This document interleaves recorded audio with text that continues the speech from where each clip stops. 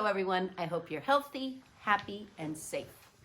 Last week I gave you 3 clues where I'd be reading a book from, and because I can't go outside and find this particular animal because of the snow, I drew a picture of it. So the first clue is, it's an amphibian. The second clue is, it comes in lots of different sizes. And the third clue is, it croaks. If you guessed, I would be reading you a book with a drawing of a frog, then you would be correct. The book I'm reading to you this week is It's Mine, a fable by Lionni. It's Mine by Lionni.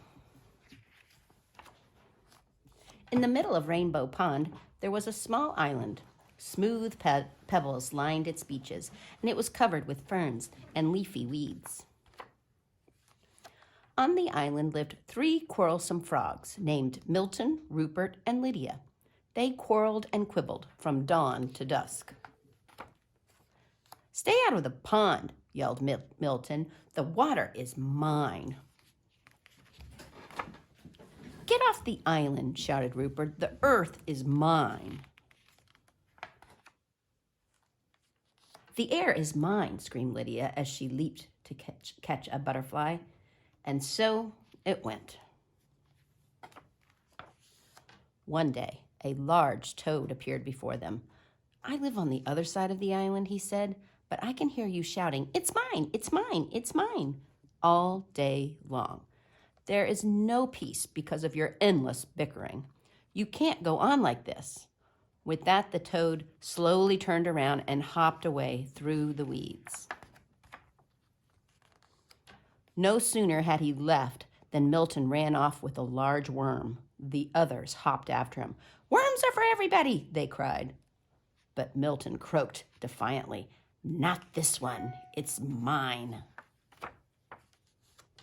Suddenly, the sky darkened, and a rumble of distant thunder circled the island. Rain filled the air, and the water turned to mud. The island grew smaller and smaller as it was swallowed up by the rising flood. The frogs were scared. Desperately, they clung to the few slippery stones that still rose above the wild, dark water. But soon, these too began to disappear. There was only one rock left, and there the frogs huddled, trembling from cold and fright. But they felt better now that they were together, sharing the same fears and hopes. Little by little, the flood subsided. The rain fell gently and then stopped altogether. But look! The large rock that had saved them was no rock at all. "You saved us," shouted the frogs when they recognized the toad. The next morning, the water had cleared. Sun rays chased silver minnows on the sandy bottom of the pond. Joyfully, the frogs jumped in, and side by side, they swam all around the island. Together, they leaped after the swarms of butterflies that filled the air. And later, when they rested in the weeds, they felt happy in a way they had never been before. "Isn't it peaceful?" said Milton. "And isn't it beautiful?" said Rupert. "And you know what else?" said Lydia. "No, what?" the others asked. "It's ours," she said. I hope you like that book. I love it.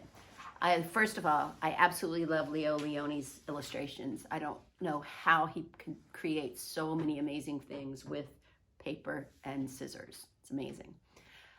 Second of all, I love the fact that at the beginning, the 3 frogs are very selfish. And then something bad happens, the storm, and they huddle together and they figure out that they actually really love each other. And then the toad comes in and saves the day. It's a great book. Anyway, next week, I'll be reading you another book in another location, and there are 2 clues where I'll be reading from. The first clue is there's one across the street from church. And the second clue is it's where people go to buy running shoes. See you then. Bye-bye.